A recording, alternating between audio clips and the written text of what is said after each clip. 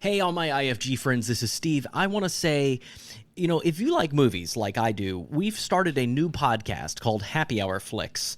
You can find it anywhere podcasts are found. It's all about nostalgic movies that we love, and we bring on special guests each episode, and we also have specialty cocktails made for each one, too. So it really is an hour of a good time talking about movies that we love, like Gremlins, Seven, Free Willy. We talk about The Last Starfighter also. I mean, we kind of run the gamut across all the decades and really have a great time. So wanted to invite you to come over and join us. That's Happy Hour Flicks, anywhere podcasts are found. This is the Independent Filmmakers Guide from Framework Productions. Framework Productions. Welcome to the Independent Filmmakers Guide podcast mini episode. I'm your host, Stephen Pierce. Most filmmakers spend their lives developing their craft of making films. And with so much time and effort that is required to make a good film, it leaves almost no time for other areas of learning, like marketing. And for most filmmakers, they learn marketing under fire, so to speak, when they're forced to do that for their first finished film. Today, my guest, Vivek Mathur, is the co-founder of Indika Entertainment Advertising, here to give us some insight into how filmmakers can improve the marketing of their films. Vivek, it's great to talk to you. Thanks for being on today. Let's start off right away. What is Indika? Well, Indika is a firm that designs movie campaigns for films. We also work with platforms everywhere from like the creation of a new platform that we're doing right now to Netflix and other companies. Like we've done work for Hulu. We work with different kinds of films and different kinds of productions in the entertainment space. So from TV work for HBO to independent films, like we have something that's right now being worked on for the Venice Film Festival, which is just for funding. It's not even a finished film. So we work with films and filmmakers and studios in different spaces around creating artwork for films. So when does an artwork usually start? And I guess it could be different probably every time, but maybe in the studio world versus the kind of independent film world.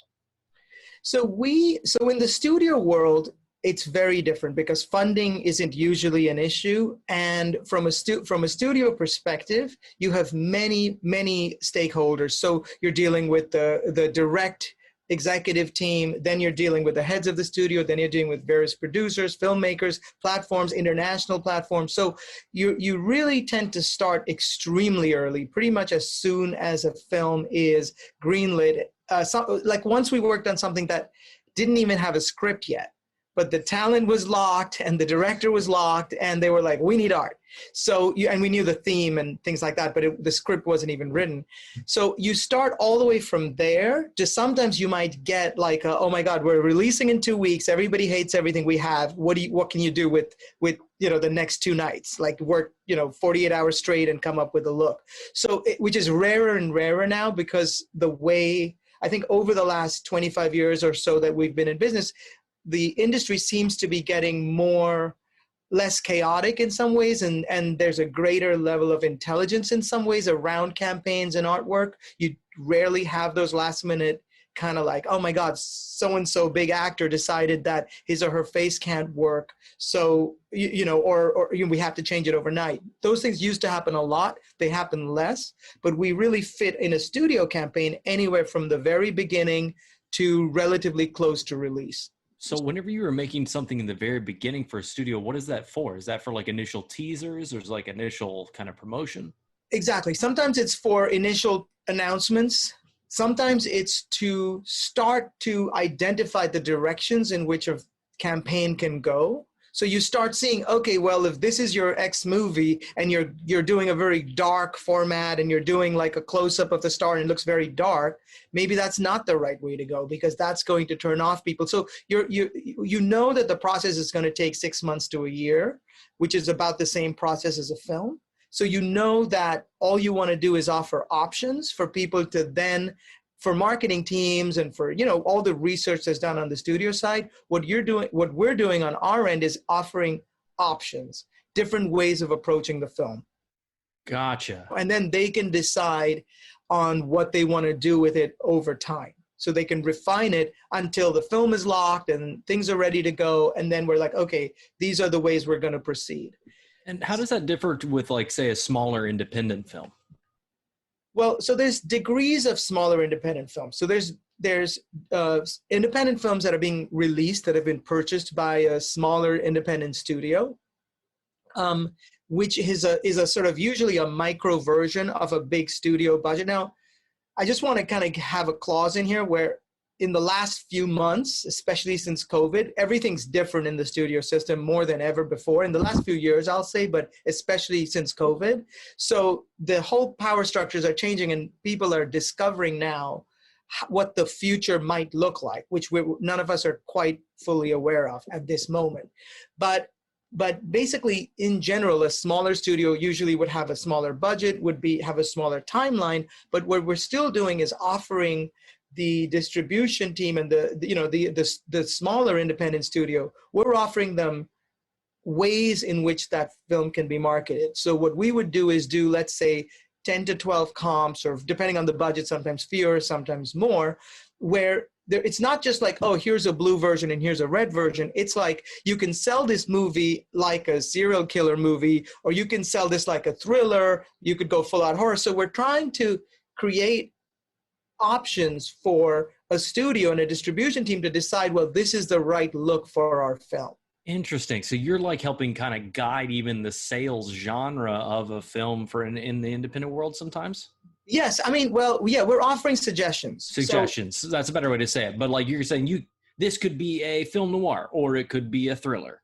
Exactly. And what we're doing is we're providing executives with options, or filmmakers with options, because it's really, we have opinions of our own, but our job is to suggest or to kind of share the opinions, but really let the art work for itself. I don't know. It's just a way for me to somehow be more passionate, because it's not personal. It's just trying to make the film do better. That's the only goal. It's not, you don't have to boil down your one idea. You get to say, I could see this working X amount of ways. Exactly. And sometimes if you're too close to something, I'm sure as an editor, an editor would recognize this, or even a director, like if you're too close to it, sometimes you can't tell because it's just your beautiful idea that you love. And very early in Indika's kind of history, we realized that the more attached you are to something, the less professional you sometimes are about it. And it's better to let other people make decisions, but be attached to all the options as viable options. How does that scale down to even the smaller, more, really independent films, to even potentially micro budget films? So there's 2 or 3 different things, right? There's 2 or 3 different levels. Some of the very micro budget kind of filmmakers might say, oh, I want a poster. It's like starting a business and wanting your business card or your letterhead done first. It's sort of like, sometimes it's too early because the work needs to be done, and we'll tell filmmakers to wait, get your film. You've got a lot of things you have to spend your money on. You have to prioritize what you're going to spend your money on. First, what you need to do is actually have a product to sell. Right? It's like, unless you're raising money, and if you're using the artwork to raise money, absolutely come to us. But if you're in this kind of passion of creation and you want to just make something, wait and make it. And then create the wrapping, the artwork, the trailer, anything else you might want to do, because that's second to actually having a viable product. Right? So that's one of the things we always advise is get it ready, do the work. Because once you've done the work as a filmmaker, you can come to someone like us and we will work. And there's other people as well who do this that'll help you take it to that next level, to get it to that distribution firm, or get it to that platform, or you have to do that work, but you can't do it before your film works. The point is actually to work for the filmmaker and make sure that they're using their funds in the right way to get them to what they need. Now, when a film is ready, even if it's a micro budget film and it's ready, and you're taking it to, let's say, when you're taking it to a festival, or now when you're taking it to an online festival, you might need that piece of art, because what you're doing with that piece of art is you're showing distributors around the world how this could look like an international campaign, or this could work really well in Canada, but it could also work really well in Zimbabwe or whatever. It's like different territories, and the whole function of the festival the festival system is not just obviously for the local person who wants to go watch interesting cinema, but for international buyers, especially in Toronto and Cannes. Like there were these markets, Sundance, where people come from around the world. And for them, let's just say you have a movie with a female lead who's well known in North America, right? So everyone knows such and such film, this lead here.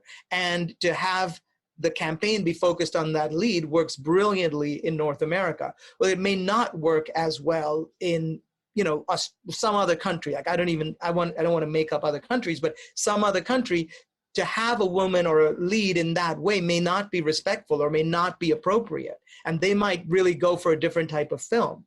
So what we try to do for festivals is have a variety of pieces of art, all of which get displayed so that people can come from different territories and see that film and buy that film based on the piece of art that's appropriate for them. Absolutely. Well, that's very, very smart. I hadn't thought about something in that way, where you might need to repackage just even the art to just make it the same film, because they might just pass on it if it presents too heavily.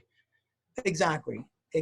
Those cultural distinctions are quite, they're more seismic than you think, because they really can sink or swim like a campaign.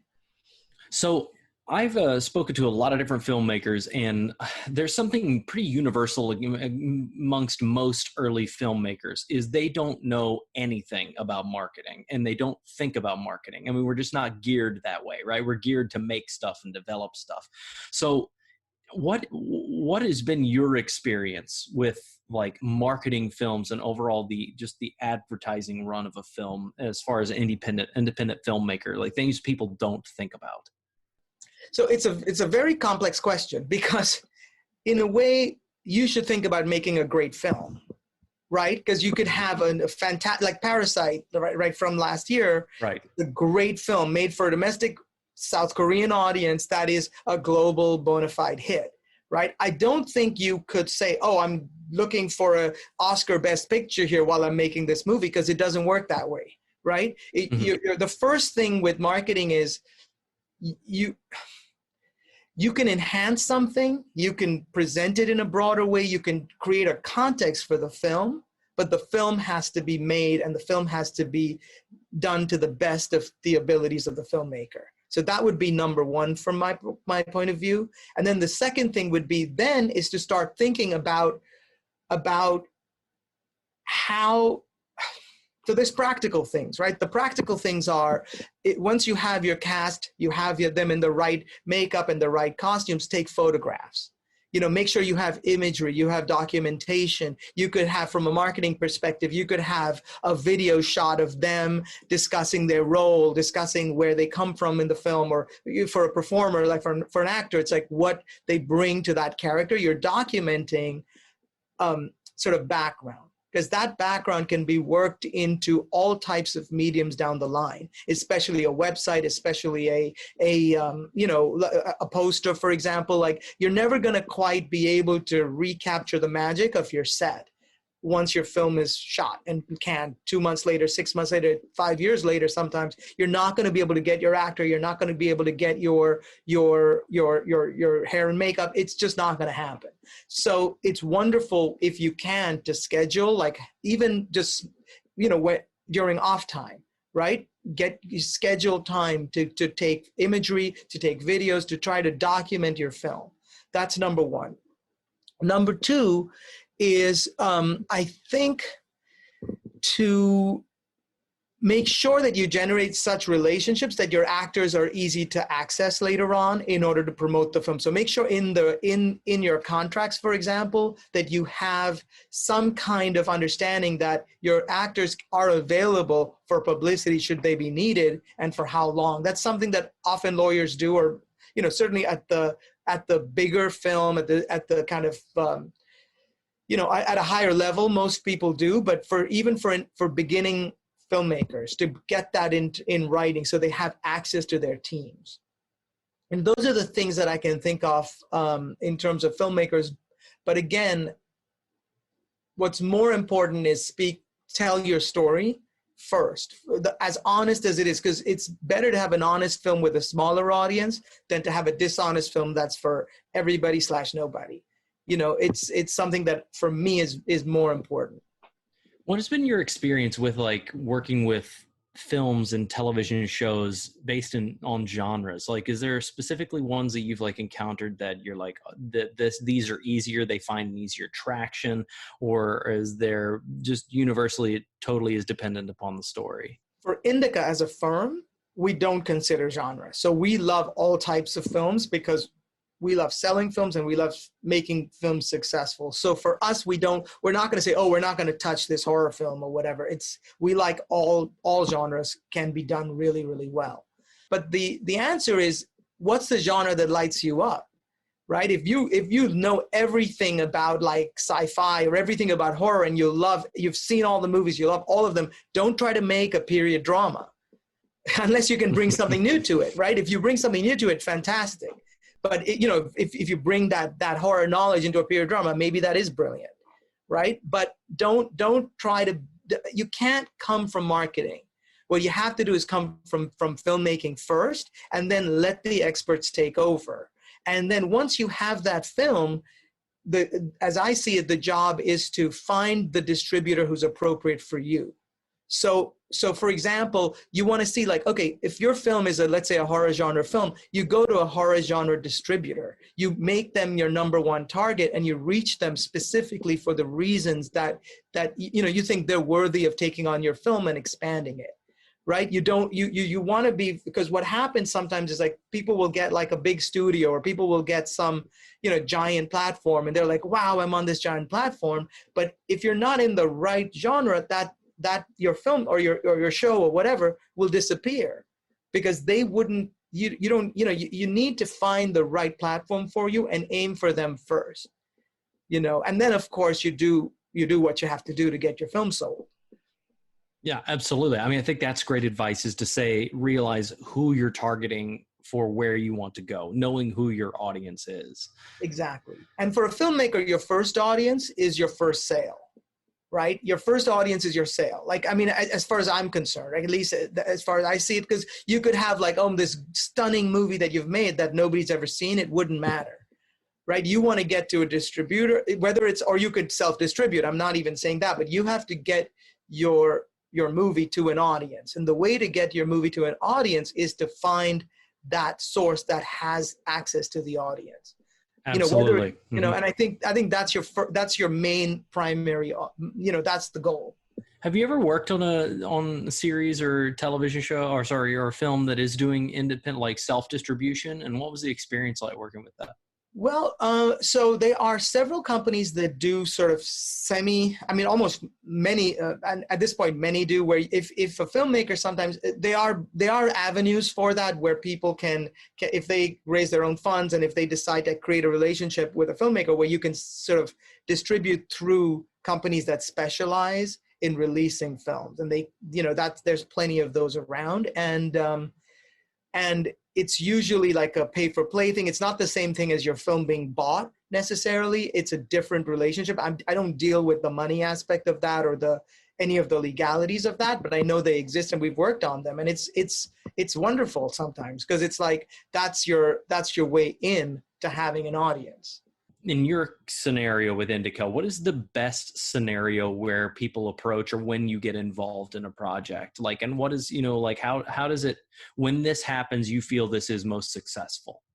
When filmmakers are motivated and excited and committed to selling their film and engage in a dialogue, it's super exciting for us, because what that gives us is nuances and specific information that can make our campaign better, right? So I think that it's that collaboration, and it's an interesting balance, because it's on some level we want to be given space to actually be creative, to create the campaign. We don't want too much control. At the same time, we like attention, and it takes a dialogue, it takes an interest, a mutual interest, especially when you're working with somebody for the first time. Because we have shorthands with filmmakers as well as studios where we don't need that initial talk in a great level of detail, because we understand each other. like any friendship, right? Or any kind of working relationships. Once you get each other, you don't have to have that initial conversation. Like often if a filmmaker will give us their, for example, their production designers, like tear sheets, they were inspired by such and such a film, or these films, or these filmmakers. That gives us information that we love, because it helps. It's always a co-creation, because for Indika, we're not doing anything on our own. We're doing it for you and your film. So there has to be that back and forth. I've seen films that have changed like art and tactics halfway through, like specifically on Netflix, like something will change. Yes. When does that happen and why? So Netflix and that whole model of, it's not specific to Netflix, it's a model of online platforms where people sometimes do change their artwork because they're either seeing a new algorithm, or they're trying to speak to a different viewer, or they're learning more about the viewer, and that's why they're changing their audiences, or to kind of refresh something. Like if something's been around for a couple of years or even 6 months, and all of a sudden they want to refresh it because they think that show still has legs, they would do that, right? And this is not specific to Netflix, this is in general. One can do that in a platform type environment where your art is, your product is permanently online to be viewed, right? When you're looking at it from a traditional model release, we never recommend too many pieces of art and too much changing, because you're kind of creating a brand. And so you're not going to change your Coke bottle like 5 years down and then expect it to have the same mileage. So there's a balance, right? With Pulp Fiction, nobody's going to change. I mean, maybe somebody might, but it's not likely that you're going to change that poster, 25 years on, because it wouldn't make sense. So you want to try to create iconic art and build off of that brand. Now you can expand it. Like, for example, if your initial release was for a target audience that was more interested in adult fare, a little darker, a little more moody, and then all of a sudden becomes a global hit, you may want to have it be lighter and more general for secondary audiences, for example. So those are the reasons why one would, but that's not a universal, like, that's just kind of an opinion from our point of view. Some distributors do like to have kind of refreshes or brand refreshes, and that's also appropriate sometimes. So whenever you work with artists, specifically on your guys' side, what makes up a good artist process for developing a poster? And if somebody wanted to get into designing posters, or they do that, what does that process look like? From our perspective, like there's two main talents to get in the door, right, for us. And one is, impeccable technical skills. So if you don't have the technical skills, this is at Indika, this is maybe not in general, but for us, like, the two things are impeccable technical skills and the ability to work with people under high stress without taking it on personally. Because what happens is that it's such a social kind of human business. Maybe it's all business is human, I don't know, but certainly for us, it's, if you can't get along, if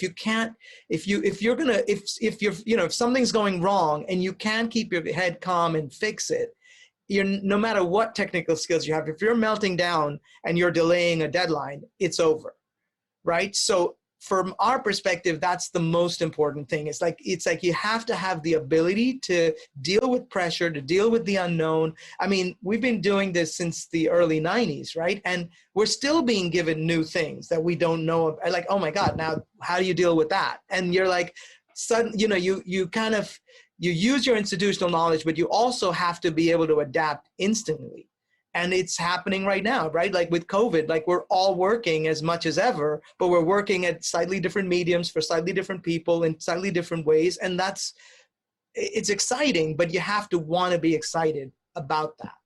Yeah, absolutely. That brings up a good thought for me. So have you seen in recent years, now there's so much like on digital availability with TVOD, with streaming platforms, with AVOD. Have you seen marketing strategies change, other elements evolve and be added within the mix of making films, and things that are like, that are successful that you weren't seeing back in the 90s? Yes, I think that, well, you were seeing them there. You saw this then as well, but it was looked down upon, where now the need to exploit the core assets of the product, right? Of the whether it's the actor, whether it's the genre. Like it used to be that you wanted more nuanced advertising, and now you're very, very clear that you may be on a screen with like 30 other posters or 25 other posters, and you have to speak instantly to the genre or the talent or the type of film very quickly to attract somebody. That it was always there, but it was kind of like, oh, let's be moody, let's be, all that's gone. And you want to really sell harder because the marketplace is more crowded. Where you made every weekend, you had maybe 3 films come out and it was like, wow, it's a busy weekend. And now it's a whole different thing, right? It's a whole different ball game. So you do see a slight shift into a more immediate type of advertising. But the thing is, like, what I find, at least personally, is that doesn't have to be bad, right? Like we tend to think of like, oh, commercial is bad. And it's like, Hitchcock was commercial, right? I mean, it's like the greatest filmmakers were commercial. So I think that we have to really remember that art can be both, and film can be both commercial and brilliant at the same time. For me, it's like, don't be precious, like open your heart and send the art out, and let the more people are interested, the better.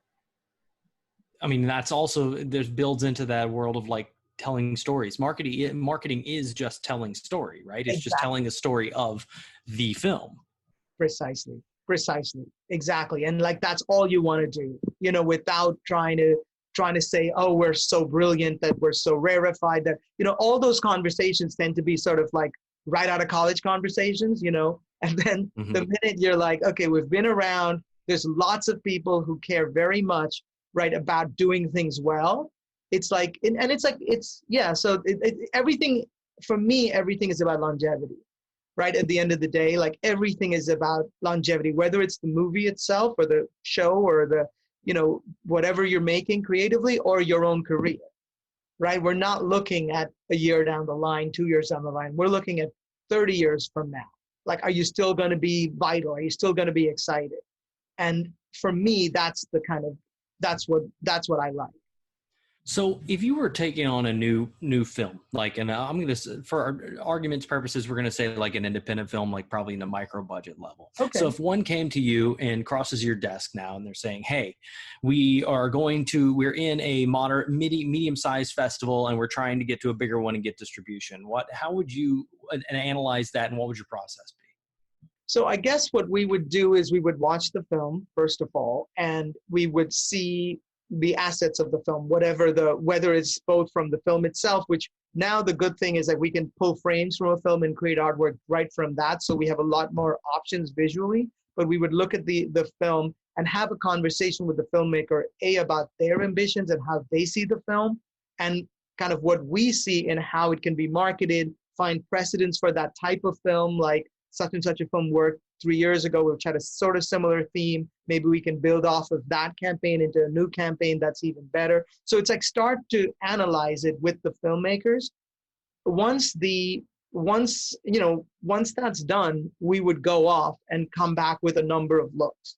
And we would have that conversation with the filmmaker about why those looks were created, how they're instinctively responding to those looks, and then kind of winnow down over a couple of weeks the looks to refine them, just to make sure that everybody's in a comfortable place with the art. And then we would lock and distribute that art. What deliverables are you making for your typical big festivals that people may not be aware of? Well, we create, so some festivals have specific formats or specific venues in which they want ads, for example, other than the art itself, where they'll want ads.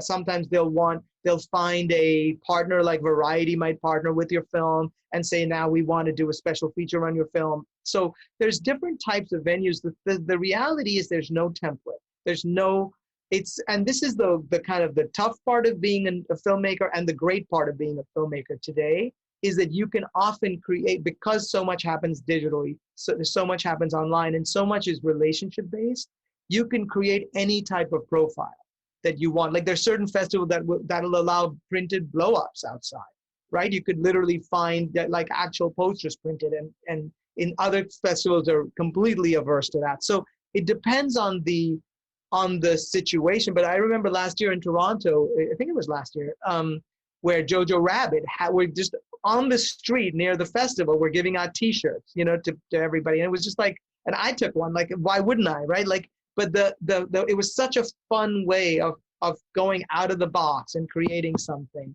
that is a totally new thing. So there is no limit, and part of that is the energy of the filmmakers or the distribution team, like what they want to bring to getting their film noticed. Absolutely. So what advice would you give to young filmmakers or first-time filmmakers whenever they're either in the scripting process or development process, or if they've just finished their film? What have you seen be successful across time that you think that they could use as, repeatable advice? So the scripting process, just be true to your story, right? Like, that's it. Just tell a really brilliant story. That's it, right? Everything after that is generate quality relationships. So whether you're choosing your team, and you're choosing them because you want a quality relationship, you want a team that's, when you're making your film, that's going to respect you as a filmmaker and listen to you that way, and not try to second guess you or think like, your cinematographer's like, oh, I'd be a better director than you, right? You can't have those conversations for a filmmaker. Like, if you're making it, you have to stand in your own light and make sure that you find a team that supports that light. And when you get to distribution and marketing, it's the same thing. You have to find people that believe in your film, that you respect, respect you, and you build off of that. Everybody wants to be with a winner. Every distribution company wants to be with a winner, filmmaker, or they could have a lifelong relationship with, who could produce a movie every 2 years that gets, everyone's looking for long-term relationships. And I think one of the things for me is, like, I started working at Indika, co-created Indika with James around, I was in college, I was like maybe 19 or 20, like really young. And like, my first client ever, and we were both kids then relatively, is still a client. And it's like, and I'm 48, right? It's like, it's one of those things where you do want to keep those relationships, because those are the most valuable ones. And so you have to set yourself up. You have filmmakers, and their production teams are the same over years, right? And I think, and I think that's very important. I love that that's what you said about distribution, because that's exactly how I feel about every other aspect of the work. You want to find people that, you're all, that are all in on each other. Like, you all believe in each other, you get along, and you share some sentiments. I always like people that challenge, you a little bit too, but, just that think differently. But that's a great way to think about it. Yeah, and the challenge is very important, because you can't have a little yes fest, right? Like, everyone's yes to everyone, and it's like, oh, this is great, this is great, this is great. No, you have to be real. You have to be honest, and you have to be authentic about where you stand. That's not what I'm saying. I'm not saying it, to be supportive is not often to say yes, but it is to believe in the talent and to believe in the vision. Right? It's different from just being like, everyone's all like patting each other on their backs, and then the film comes and goes and nobody sees it. Doesn't matter, right? It's we want to stand for our standards, but we want to support our filmmakers, and the filmmakers need to try. Like, it's a mutual thing, right? It's like about building together. Yeah, absolutely. But I have noticed, from the Hollywood side, like from the big studio, like, from the old model side, I know that social skills, I remember being in a conversation with a young actor, and they were just being belligerent. They were just being difficult and belligerent. And the head of marketing said, there's 500 of you out there, right? And it was a weird, difficult conversation to hear, because it was so tough. It was like so old, kind of old Hollywood, like, it was just so difficult, but it also like stung me and was very true. Like, we're living, that's the reality, right? Everyone wants a piece of this pie, right? Everyone wants to be a filmmaker. Everyone wants people to see their films. So you have to know how to deal with people and know that so if you're a filmmaker and you're being difficult with your distribution company, they don't need to get your next film. They might be locked into this one or not, but it does make a difference. And I think that sometimes younger filmmakers don't realize that even though it's their first film, it's the 500th film of your distribution company, and they've seen every variety of filmmaker, and they're going to gravitate to the ones that kind of work well with them, if that makes any sense. Yeah, people that have a voice but are not impossible to work with. Right, and also right, but then you have to also be yourself. So it's such a complex, it's a complex thing, but it's just coming from workability, getting the job done, keeping it moving, not missing deadlines. Those things they seem small, but if you're 1 week late delivering your final cut, that could mean, hundreds of thousands of dollars of wasted advertising or whatever. It's everything, everyone, it's like you're in a village, like it or not, and you have to work together. Right. We love films. We love amazing films. Just keep making them, because that's the world, especially now. And I don't mean films like movies necessarily, docs, whatever. We love them. Just keep making them, because that's what matters. Nothing else matters right now. Great. Well, it's been a pleasure talking to you, man. I really appreciate you taking the time. You too. It's a pleasure. Thank you. Thanks a lot.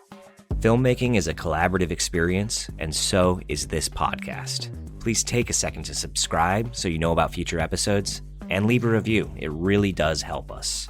For more info about today's guest, please visit independentfilmmakersguide.com, where you can check out all our episodes that run the gamut of filmmaking topics. They're available in both audio and video format. IFG is created by Framework Productions. This episode was directed by James Allerdyce, produced and edited by Matt Mundy and Audrey Ray McHale, and hosted by Stephen Pierce. The music is by Glassboy. Find his music on freemusicarchive.org. See and listen to all the episodes, plus bonus content at independentfilmmakersguide.com. Thanks for listening. Hey friends, we just wanted to take a quick moment to talk about two personal things. First, we wanted to thank you, our listening community, and our wonderful guests, learning so much together along the way and continuing to learn, sharing our stories, making a lot of new friends, and collaborating, which is exactly what this is all about. Which also brings me to my second point. In great part to many of these new relationships, we wanted to let you know that we've taken a lot of this advice ourselves and made our own narrative feature film, Herd, H-E-R-D, Herd, which is premiering this October on Friday the 13th in select theaters as well as on VOD. Personally, I think it's the perfect kind of scary movie to watch during our favorite scary season. So we'd love for you to celebrate with us and watch Herd. You can pre-order it on Apple TV and, of course, do the communal thing, see it in theaters. Of course, for all of this, please see our show notes, but basically, we're going to keep it all updated at herd.film. That's herd.film, herd.film as well. Thank you again, and be sure to give us a rating and a review over on Apple Podcasts so we can continue to build this community and collaborate. IFG, how movies get made.